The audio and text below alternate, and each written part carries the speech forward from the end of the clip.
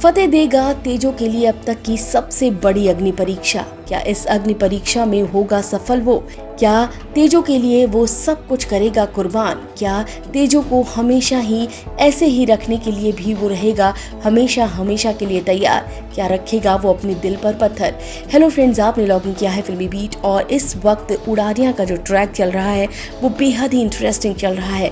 यहाँ पर फतेह जो है वो बेहद परेशान होने वाला है। यहाँ पर फतेह बहुत बड़ी मुश्किल से गुजरने वाला है क्योंकि अब फतेह की असली परीक्षा शुरू हुई है।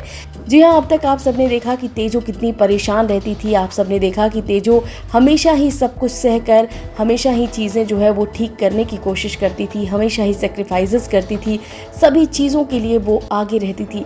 लेकिन अब तेजो की स्थिति जो है वो बहुत ज़्यादा ख़राब हो चुकी है, उसकी मानसिक हालत बहुत ज़्यादा ख़राब हो चुकी है। ऐसे में अब तेजो को कुछ भी समझ में नहीं आता है और इसी के साथ ही साथ अब यहाँ पर बाबा की भविष्यवाणी भी सामने आ गई है, जिसे सुनने के बाद एक बार फिर से जो फतेह है वो पूरी तरीके से टूट जाता है और फतेह के साथ साथ तेजो के घर वाले भी।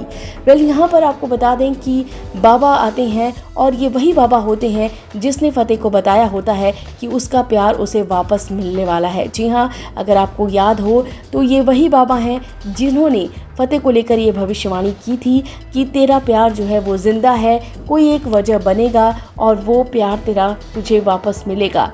तो बस यहाँ पर बाबा की भविष्यवाणी जो है वो सही हो गई है और फतेह को तेजो वापस मिल गई है और उसकी असली तेजो जो है वो फतेह के सामने है। लेकिन मुश्किल ये है कि ये तेजो पूरी तरीके से बदल गई है क्योंकि ये तेजो काफ़ी ज़्यादा परेशान है, इसकी मानसिक हालत ठीक नहीं है। दरअसल यहाँ पर ये बाबा जी आते हैं, यानी कि संधू हाउस, ये बाबा जी आते हैं और इस बाबा जी को संधू हाउस में तेजो अपना हाथ दिखाती है और कहती है कि बताइए मेरी शादी कब होगी फतेह से। और जब ये बाबा जी देखते हैं तेजो का हाथ तो वो बिल्कुल शॉक्ड हो जाते हैं। हालांकि बाबा जी ज़्यादा कुछ बोलते नहीं हैं। यहाँ पर बाबा जी कहते हैं कि कुछ चीज़ें होती है जो हमारे हाथ में नहीं होती हैं।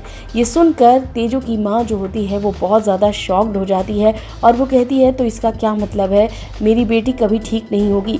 यहाँ पर रूबी भी पूछता है मेरी बेटी की किस्मत में क्या लिखा है, उसके हाथ की लकीरों में क्या है। जिसके बाद बाबा जी कहते हैं कि कुछ चीज़ें होती हैं जो हमारे हाथ में नहीं होती हैं और उसे ऊपर वाले के हाथ में छोड़ देना चाहिए। और जिसके बाद फतेह को भी ये कहते हैं कि तुझे अपने दिल पर पत्थर रखना होगा। और फिर यहाँ पर फतेह बिल्कुल शॉक्ड हो जाता है, उसे समझ नहीं आता कि बाबा जी ये क्या कह रहे हैं। कहीं ना कहीं से बाबा जी का इशारा यही था कि तेजो अभी ठीक नहीं होने वाली है। तो क्या सच में तेजो ठीक नहीं होने वाली है?